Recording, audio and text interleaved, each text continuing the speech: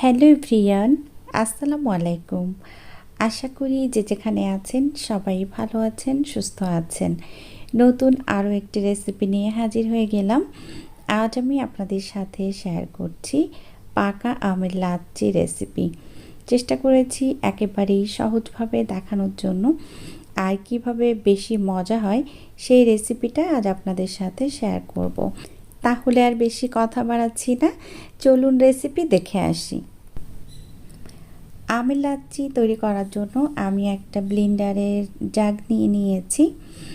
এখন আমি এখানে পাকা আম দিয়ে দিচ্ছি। তো এখানে হচ্ছে 3টা আম আছে, আর এই আমটা অনেক বেশি মিষ্টি ছিল। আর এটা হচ্ছে আম্রপালি। তো আম্রপালি আমটা কিন্তু বেশ মিষ্টি হয়, তো সেজন্য মিষ্টিটা একটু বুঝে দিবেন। আর এই পর্যায়ে দিয়ে দিচ্ছি হচ্ছে টক মিষ্টি দই। এটা কিন্তু টক দই না, এটা টক মিষ্টি দই, পৌনে 1 কাপ পরিমাণ। আর এখন দিয়ে দিচ্ছি হচ্ছে সামান্য পরিমাণ লবণ। আর এই লবণটা অবশ্যই দিবেন, তাহলে কিন্তু বেশি টেস্টি হবে। আর এখন আমি দিয়ে দিচ্ছি হচ্ছে গরুর দুধ।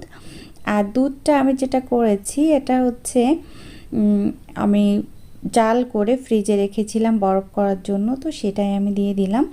আর দুধটা কিন্তু বেশ ঘন ছিল, অবশ্যই ঘন দুধ দিবেন, তাহলে বেশি টেস্টি হবে।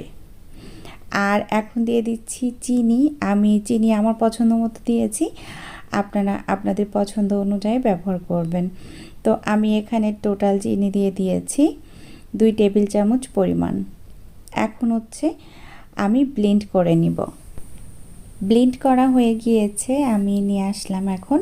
তো একটু চেক করে নিচ্ছি যে আমের আঁশ আছে কি না। তো দেখতে পাচ্ছেন এর মধ্যে কোনো আমের আঁশ নেই। যদি আঁশ থাকতো তাহলে আমি একটু ছেঁকে নিতাম। যেহেতু আঁশ নেই তাই আমি ছেঁকে নিচ্ছি না, সরাসরি সার্ভ করছি। সার্ভ করার জন্য এখানে আমি গ্লাস নিয়ে নিলাম। এখন আপনারা চাইলে যেটা করতে পারেন, এর ভিতর বরফ দিতে পারেন গ্লাসের ভিতর। যেহেতু আমি কিন্তু দুধটা একেবারে বরফ দিয়েছি, আমটাও ঠান্ডা ছিল, তাই আমি এখন আর কোনো বরফ ব্যবহার করব না। আমি এখন সরাসরি গ্লাসে ঢেলে দিচ্ছি।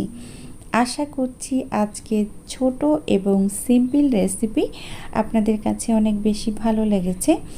এতক্ষণ সাথে থাকার জন্য সবাইকে অসংখ্য অসংখ্য ধন্যবাদ। সবাই ভালো থাকবেন, আমার জন্য দোয়া করবেন। আগামী রেসিপি দেখার আমন্ত্রণ জানিয়ে বিদায় নিচ্ছি।